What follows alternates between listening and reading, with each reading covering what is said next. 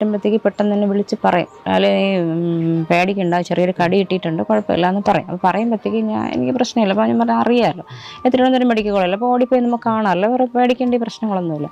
അപ്പോൾ ഇതൊന്നും ചെയ്ത് വാവയല്ല എന്നെ വിളിക്കുന്നത്, പിന്നെ വേറെ ആരോട് എന്നെ വിളിച്ച് പറഞ്ഞത്. അപ്പോൾ ഈ റൂമിൽ കിടക്കുന്ന വാവയ്ക്ക് ചങ്ങനാശ്ശേരിയിൽ കോട്ടയം കുറിച്ചിയിൽ വെച്ച് പാമ്പ് കടി കിട്ടി നിന്നെ ഫോണിൽ വിളിക്കുമ്പോഴത്തേക്ക് ഞാൻ ഇല്ല, മകൾ പഠിക്കുകയാണ്.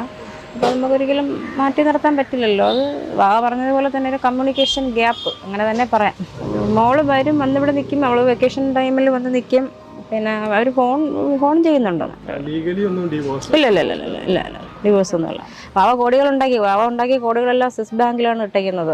ഞങ്ങൾക്ക് എടുക്കാൻ പറ്റില്ല. എല്ലാ അക്കൗണ്ടും എല്ലാം ഞങ്ങൾ സ്വിസ് ബാങ്കിലാണ് ഇട്ടേക്കുന്നത്. പിന്നെ ഞങ്ങളുടെ കൊട്ടാരം എന്ന് പറഞ്ഞാൽ ഞാൻ ഈ നിൽക്കുന്ന വീട് അത് തന്നെയാണ് ഞങ്ങളുടെ കൊട്ടാരം. പിന്നെ ഒന്ന് നിങ്ങൾ മനസ്സിലാക്കേണ്ട ഒന്നുണ്ട്, വാവയ്ക്ക് വേണമെങ്കിൽ ഒരു വീട് വാവയ്ക്ക് ഈസി ആയിട്ടൊരു വീട് വയ്ക്കാമായിരുന്നു. വാവ ചാരിറ്റി കൊടുത്തതിൻ്റെ 1% വേണ്ട, വാവ സുരേഷിന് വീട് വയ്ക്കുന്നതിന് വേണ്ടിയിട്ട്